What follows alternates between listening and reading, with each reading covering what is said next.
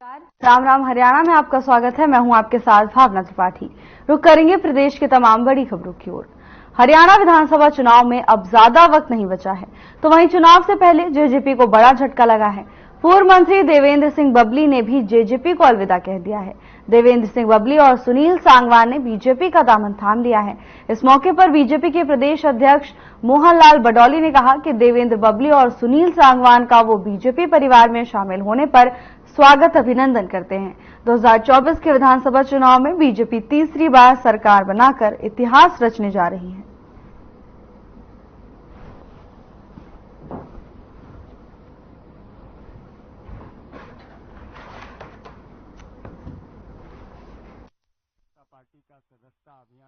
आज भारतीय जनता पार्टी के जो राष्ट्र की सबसे बड़ी पार्टी, उसमें बड़े परिवार में देवेंद्र सिंह बबली जो पूर्व विधायक रहे, मंत्री रहे, जिनका अपना एक जनाधार पूरे हरियाणा प्रदेश में है, ऐसे नेता आज शामिल हुए हैं। और संजय कपलाना जी, इनका भी अपना जनाधार है और कई राजनीतिक पार्टियों में बड़ी जिम्मेवारी पर रहे हैं, चुनाव भी लड़ा है।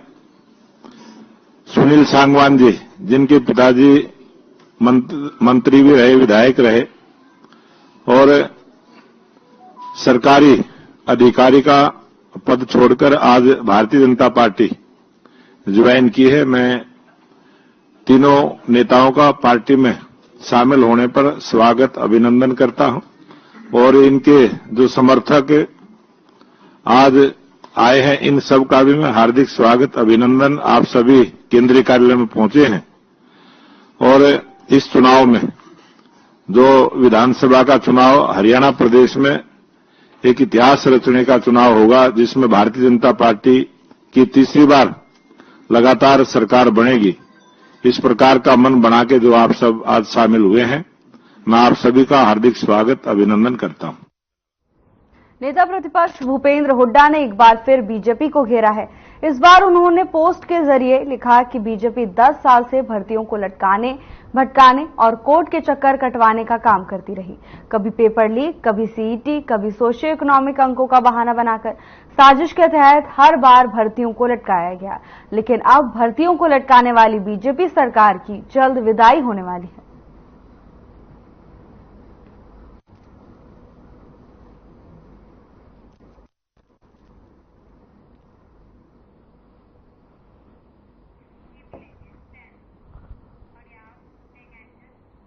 नवनिर्वाचित राज्यसभा सांसद और वरिष्ठ बीजेपी नेता किरण चौधरी का सांसद बनने के बाद पहले जनसंपर्क अभियान के दौरान क्षेत्र की जनता ने गर्मजोशी से उनका स्वागत किया। क्षेत्र के करीबन आधा दर्जन से अधिक गांव के लोगों ने उनके लिए गुलदस्तों और फूल मालाओं की झड़ी लगा दी।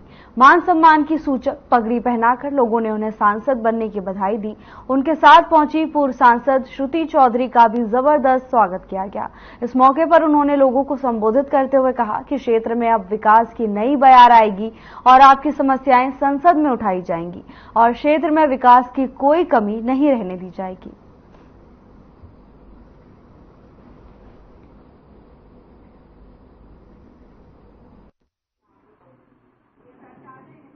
अब तो ये इलाका जो है श्रुति का ज्यादा हो गया भैया, तो श्रुति के साथ मैं इसलिए आ रही हूँ। मेरा तो घर परिवार माना है शुरू से और परिवार की तरह काम करा है और वही मैं इनको कह रही थी कि हमारा तो परिवार में भाई तुम लोग हो, तुम ही लोग वोट मांगोगे सारे के सारे, तो यही लोग मेरे जाके वोट मांगेंगे। सारे के सारे जो इलाके के अंदर जो है हमारा तो रिश्ता जो है कुछ और ही रहा है, ये राजनीतिक रिश्ता नहीं है और साझले काम जो है उनमें ना कभी छोड़ी है और ना आगे कभी छोड़ी।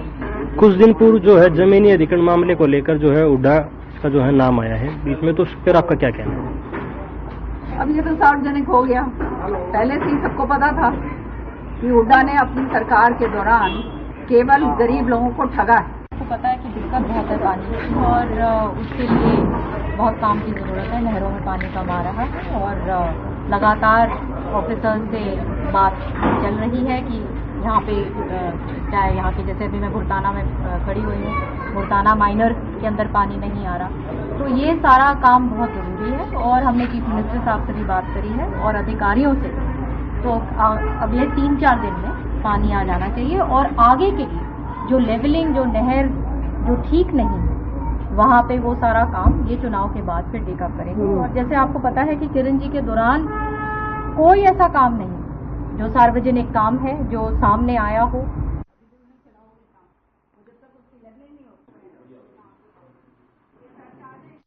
हरियाणा स्टाफ सिलेक्शन ने कैटेगरी संख्या 56 और 57 के शारीरिक मापदंड शेड्यूल की घोषणा की है। बता दें कि विभिन्न कैटेगरी में 5 से 10 सितंबर को फिजिकल मेजरमेंट टेस्ट होंगे। जो छात्रों ने लिखित परीक्षा में पास हुए हैं उनका शारीरिक दक्षता टेस्ट होगा, तो वहीं असिस्टेंट सुपरिटेंडेंट, महिला और पुरुष, कंपनी कमांडर, प्लाटून कमांडर का पीएमटी होगा।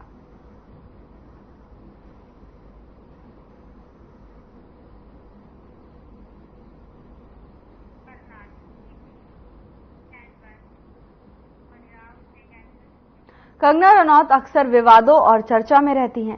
चर्चा का विषय कभी उनका बयान बनता है तो कभी उनकी फिल्म।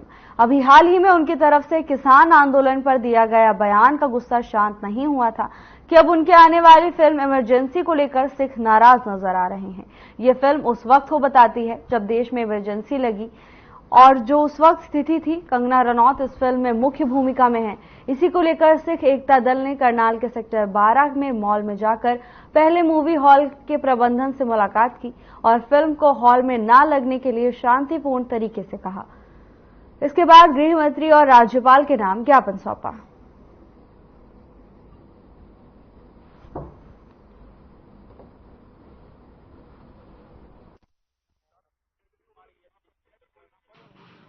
के तौर पर मैंने तो केवल रोल किया है, पर इस फिल्म की निर्माता भी वही है, निर्देशक भी वही है, लेखक भी वही है और उसमें जो है रोल भी उसने किया है। और प्रयास रहेगा कि वो देखे भी अकेले ही बैठकर, जब सारे रोल वही कर रही है तो देखे भी दर्शक भी वही बने। इस प्रकार का हमारा प्रयास रहेगा क्योंकि उसने एक प्रयास किया है कि मैं अपना जितना उसके मन में जहर भरा हुआ है सिखों के लिए, जो वो समय समय पर दिखाती रहती है, समय समय पर वो किसानों के बारे में, सिखों के बारे में वाहियात बातें बोलती रहती है और उस पर कोई रोक नहीं लगाई जाती है, उस पर कोई अंकुश नहीं लगाया जाता। हमारी माताओं के बारे में वो गलत शब्द बोलती है, जब हमारी माताएं धरने पर बैठी थी उनके बारे में गलत बोलती है। तो सिख किरदार को जानबूझकर इस फिल्म के अंदर उसने गलत दिखाया है ताकि जो लोग सिखों के बारे में जानते हैं उनको फर्क नहीं पड़ता। लेकिन देश में बहुत से ऐसे हिस्से हैं जहां सिख नहीं है या बिल्कुल ना के बराबर है। जब उन हिस्सों में ये फिल्म दिखाई जाएगी तो वहां के लोगों को लगेगा शायद सिख जो है वो उग्रवादी होते हैं, आतंकवादी होते हैं, लोगों को मारने वाले होते हैं। चेतावनी है, मतलब समझाने आए हैं। आज तो थोड़े लोग आए हैं, समझाने आए हैं भाई ऐसी फिल्म जिससे भाईचारा बिगड़े, शहर का माहौल बिगड़े, तो ऐसी फिल्म का आप आज उनको कहने आए हैं भाई ऐसी फिल्म मत लेके आना, नहीं तो चलने नहीं देंगे। और आज सारे जिलों में प्रदर्शन है, अम्बाड़ा भी है, पानीपत भी है, यमुना, सारी जगह में पूरे देश में सिख समाज विरोध कर रहा है, विरोध कर रहा है। और पूरे इसमें एक ही बात है, इस फिल्म को चलने नहीं देंगे और सरकार इसको बैन करे और परमानेंट बैन करे। अब इसी पे रोक तो लगाई है इन्होंने कोई टेम्परेरी, पर इसको अभी क्या कभी भी नहीं चलने देंगे। ये गलत। अगर जो दृश्य दिखाए गए हैं वो दृश्य काट कर चलने देंगे या नहीं, देखो वो हमारे अकाल तख्त साहब के जथेदार हैं, वो फैसला करेंगे, वो इस चीज को देखेंगे। यदि उसमें वो देख के उसके बाद ही, क्योंकि इसमें जो फिल्म का इन्होंने जो बेस बनाया ना, वो सारा बेस ही इन्होंने हमारे विरुद्ध बनाया हुआ है। इमरजेंसी में जो उन्होंने किरदार दिखाया है तो उस पर फैसला हमारी जो सिरमौर संस्थाएं लेंगे।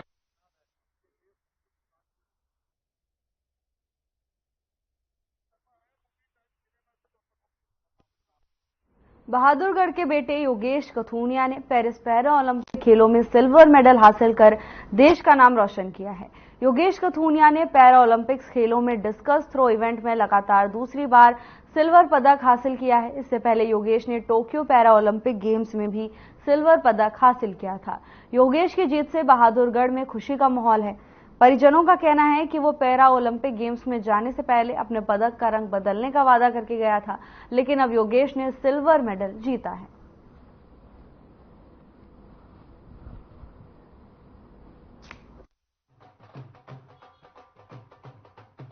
खुशी बहुत ज्यादा है। मेन चीज है 140 करोड़ अपनी भारत के लिए जो मेडल लेकर आया, हमारा नहीं है, सभी का ही है तो, और खुशी होती है। अगर रंग चेंज होता तो और भी खुशी होती है। खुशी वैसे ही है। हमने उसको जाते समय बोल दिया था कि बेटा टेंशन नहीं लेना, अभी भी करीब जाने से और क्या नाम है स्टेडियम में, तभी उन्होंने फोन किया था। फिर भी हमने वही बोला था, माँ बेटा तैयारी सब करके आते हैं। ऐसा नहीं है कि मैं उसमें गोल्ड मेडल जीत जाऊंगा। अपनी अच्छा करना, अपना बेस्ट करना, जितनी भी आपकी इच्छा थ्रो मिलती है अच्छा करना, जो भी होगा उसमें कोई बात नहीं है। और ये सिल्वर मेडल आना वो भी बहुत बड़ी बात है। तो खुशी तो बहुत ज्यादा हो रही है कि बैक टू बैक मेडल लाना ओलंपिक में बहुत बड़ी बात है हमारे लिए, बहुत बड़ी गर्व की बात है। अब फोन पे इतने बिजी हो रहे हैं कि बार बार फोन आ रहे हैं बधाइयों के। जैसे मैं टीचर हूँ तो स्कूल स्टाफ या मेरे फ्रेंड्स फोन करके बधाइयां दे रहे हैं और बहुत ज्यादा खुशी है। बोल के गया था कि कुछ करके दिखाऊंगा, अलग कुछ करके दिखाऊंगा, तो वही मतलब सिल्वर मेडल आया है तो कोई नहीं। हाँ, मतलब ये है कि उससे डाउन नहीं गई, उसकी पोजीशन अगर डाउन जाती तो थोड़ा सा हमें भी वो होता, पर ठीक है, हार जीत तो लगी रहती है। और उम्मीद तो मान लो गोल्ड की थी और उन्होंने मतलब पोला भी खाई होगी उसने बेटे ने, लेकिन मुझे उस चीज का कोई गम नहीं है। मेरे लिए आज भी ये गोल्ड है और कल भी गोल्ड रहेगा। तो क्या तैयारियां किस तरीके से खुशी मना रहे हैं? बिल्कुल पता लगा होगा। बिल्कुल, और खूब खुशी मनाएंगे। आएगा तो खूब अच्छे से उसका वेलकम भी करेंगे, ऐसी बात नहीं है। एक देश के लिए सिल्वर भी लेके आया तो मेरे लिए बहुत बड़ी बात है। बेटे से बात हुई? हाँ, अभी हुई नहीं है, लेकिन गेम में जाने से पहले 10 बजे बात हुई थी और 12:30 बजे बात हुई थी। क्या कहा? उसने बोला तो यही था, मम्मी मैं अपना अच्छा दे के आऊंगा और टेंशन मत ले, अब की बार मैं रंग बदलूंगा।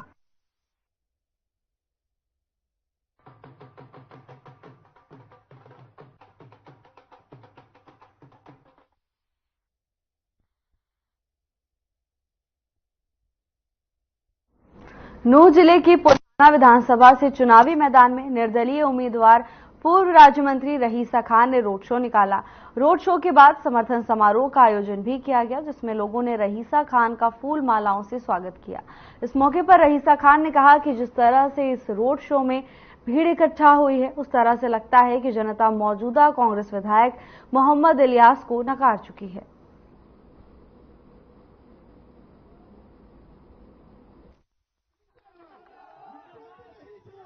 सिर्फ हमने ये 24 घंटे के अंदर ये प्रोग्राम सरपंच साहब ने दे दिया।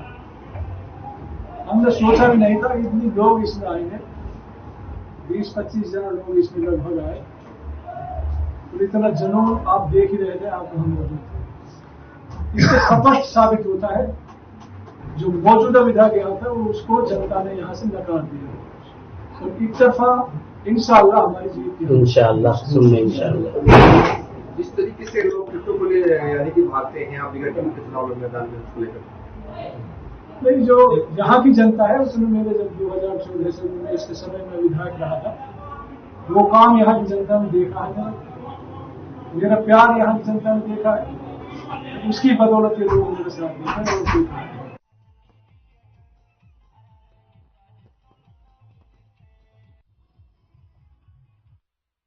चरखी दादरी जिले के बाढ़रा कस्बे में 27 अगस्त को गौ मांस खाने के शक में प्रवासी श्रमिक की पीट कर हत्या कर दी गई, जिसको लेकर Charkhi Dadri police action mode में नजर आ रही है। चरखी दादरी पुलिस द्वारा मामले में अब तक 8 आरोपियों को गिरफ्तार किया गया है। चरखी दादरी एसपी पूजा वशिष्ठ ने जानकारी देते हुए बताया कि मामले में चरखी दादरी पुलिस सख्त कार्रवाई कर रही है। अब तक 8 आरोपियों को गिरफ्तार किया गया है। पुलिस रिमांड के दौरान मामले में गहनता से पूछताछ जारी है। की इंफॉर्मेशन मिली थी, हमारी टीम तुरंत निकल गई थी और इमीडिएटली उसी रात को हमने एफआईआर रजिस्टर की थी और अगले दिन तक हमारे 7 आरोपी गिरफ्तार हो चुके थे, जिसमें से 3 को हमने कस्टडी में भेजा था, 4 हमारे पास जुडिशियल रिमांड पे थे। During that remand we got to know the names of others और परसों हमारा एक और आरोपी गिरफ्तार हुआ है और अभी भी हमारी teams are out in the field और इसमें जितने भी लोग इन्वॉल्व हैं उनकी हम गिरफ्तारी कर रहे हैं। बिल्कुल, क्योंकि इन्वेस्टिगेशन अभी ऑनगोइंग है, अरेस्ट पेंडिंग है, तो मैं उतना रिवील नहीं कर पाऊंगी, बट जो भी इसमें आरोपी है हम उसको गिरफ्तार करेंगे। तो पार्ट ऑफ इन्वेस्टिगेशन उस संबंध में आपको प्रेस नोट हमने जारी कर भी दिया है, आगे भी आपको इन्फॉर्मेशन दे देंगे। खबर पिचौपा कला में माइनिंग कंपनी द्वारा निर्धारित 10% रॉयल्टी नहीं देने पर ग्रामीणों में रोष बना हुआ है। रविवार को ग्रामीण एकत्रित हुए और विचार विमर्श के बाद पहाड़ी क्षेत्र में पहुंचे, जहां बकाया रॉयल्टी देने की मांग को लेकर माइनिंग कंपनी के खिलाफ जमकर नारेबाजी पर रोष जताया। इस दौरान ग्रामीणों ने माइनिंग कार्य को भी बंद करवा दिया और उनकी मांग पूरी नहीं होने पर अनिश्चितकालीन धरने की चेतावनी दी है।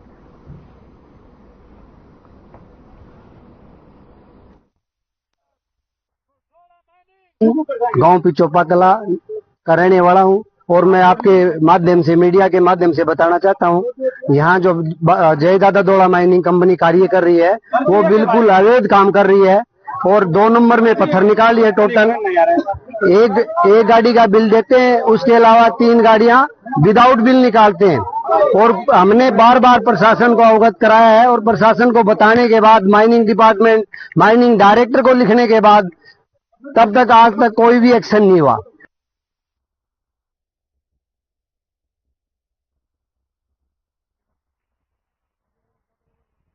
पलवल की प्रजापत धर्मशाला में प्रजापति एकता मंच पलवल की तरफ से 6वां प्रतिभा सम्मान समारोह का आयोजन किया गया, जिसमें बतौर मुख्य अतिथि पलवल विधायक दीपक मंगला ने शिरकत की, जबकि विशिष्ट अतिथि के रूप में प्राइवेट स्कूल एसोसिएशन के जिला प्रधान सतवीर पटेल मौजूद रहे।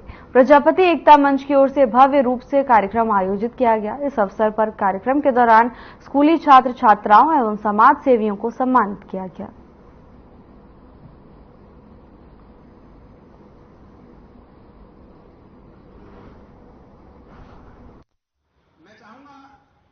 आज हम होनहार बच्चों को सम्मानित करते हुए बड़ा अच्छा महसूस कर रहे हैं और उम्मीद करते हैं कि इसी तरह अन्य समाज भी समय समय पर बच्चों को प्रोत्साहित करेंगे तो और अच्छा जो है दूसरे समाजों के लिए भी एक प्रजापत समाज का ये आज का आयोजन एक संदेश देगा और इससे बच्चों की प्रतिभाएं और ज्यादा सामने आएंगी।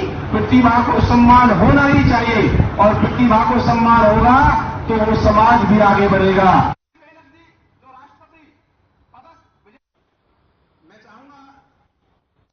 नगीना सांसद चंद्रशेखर रावण आजाद समाज पार्टी के राष्ट्रीय अध्यक्ष चंद्रशेखर रावण यमुनानगर पहुंचे। इस दौरान उन्होंने जगाधरी विधानसभा से आजाद समाज पार्टी के अशोक कश्यप के लिए लोगों से वोट की अपील की। इस दौरान चंद्रशेखर रावण ने कहा कि जेजेपी ने जो किया, लोकसभा में जनता ने अपना गुस्सा निकाल दिया। धीरे धीरे जेजेपी के सभी विधायक पार्टी छोड़ रहे हैं। चंद्रशेखर रावण ने साथ ही कहा कि हरियाणा में हम इस बार सरकार बनाने का काम करेंगे।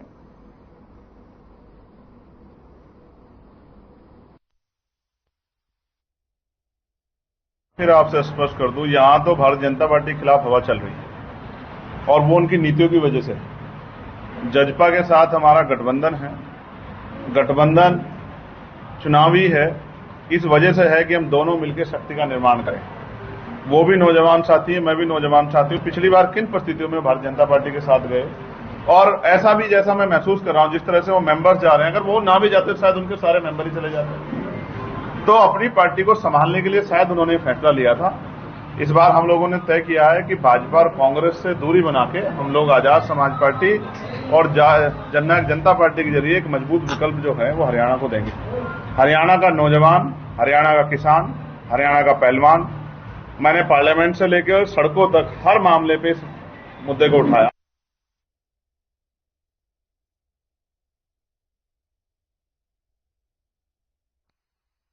यमुनानगर के गांव ताजकपुर में खेत में घास काटने गई किशोरी अचानक गायब हो गई। मामले की सूचना मिलने पर पुलिस मौके पर पहुंची और लड़की की तलाश जारी की। किशोरी के परिजनों ने बताया कि किशोरी दोपहर करीब 2 बजे खेत में घास काटने के लिए घर से निकली थी। कई घंटे बीत जाने के बाद जब लड़की वापस घर पर नहीं लौटी तो बच्ची की चिंता होने लगी। बच्ची को ढूंढते ढूंढते एक खेत तक पहुंचे कि यहां लड़की की चप्पल और कपड़े पड़े थे। जांच में पुलिस को लड़की के घर से 10 किलोमीटर दूर बिलासपुर के पास एक मंदिर के पास होने की सूचना मिली। पुलिस की टीम तुरंत परिजनों को लेकर बिलासपुर पहुंची, जहां लड़की को सकुशल बरामद कर लिया गया। नाबालिग डरी हुई थी। लड़की यहां कैसे पहुंची इस बारे में उसे भी नहीं पता। सदर यमुनानगर थाना प्रभारी केवल सिंह ने बताया कि लड़की सकुशल बरामद कर ली गई है। लड़की अभी कोई बयान नहीं देने की हालत में नहीं है। बच्ची की काउंसलिंग कराने के बाद ही इस मैटर में जानकारी हासिल की जा सकती है। बच्ची इतनी दूर कैसे पहुंची, लड़की के कपड़े खेत में वहां कैसे पहुंचे, ये अपने आप में कई बड़े सवाल खड़े करता है।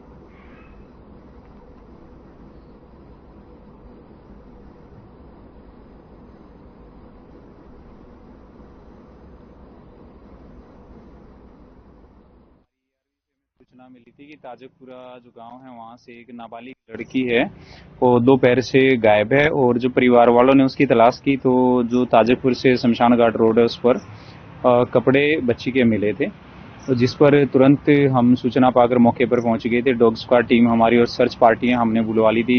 डीएसपी साहब मौके पर आ गए थे, तो आसपास हमने तलाश की थी और लड़की के जो माता हैं उनके बयान पर मुकदमा दर्ज कर लिया था, और उसी आधार पर जब हम कार्रवाई कर रहे थे, आगे कार्रवाई करते हुए कड़ी से कड़ी जोड़ते हुए, तो लड़की यहाँ जटेड़ी गांव है ये बिलासपुर एरिया का, ये इनकी रिलेटिव तो नहीं है, जानकार हैं पहले, क्योंकि जो परिवार था वो यहाँ ही रहता था। वो लड़की इनके घर सकुशल मिली है। बाकी अभी बच्ची की काउंसलिंग कराएंगे, पता चलेगा कि इसके पीछे पूरा क्या माजरा है और क्या कैसे हुआ है। बच्ची ठीक है, सकुशल है, मिली है, और ये परिवार इनका आपस में जानकार थी। जी हम सब बिलासपुर चले गया था, उसको कहा था गाय बांध दिए उधर जंगलों में, घास लाने के लिए नहीं भेजा था।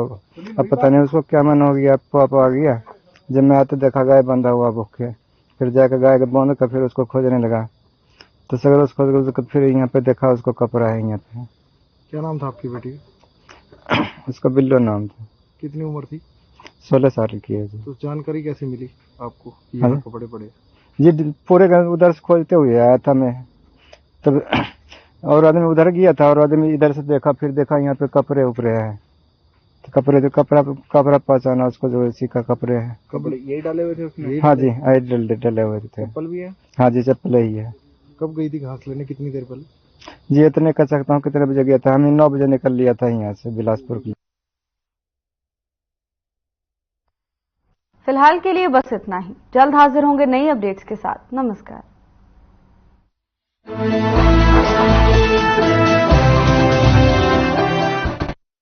प्यार रंग खिला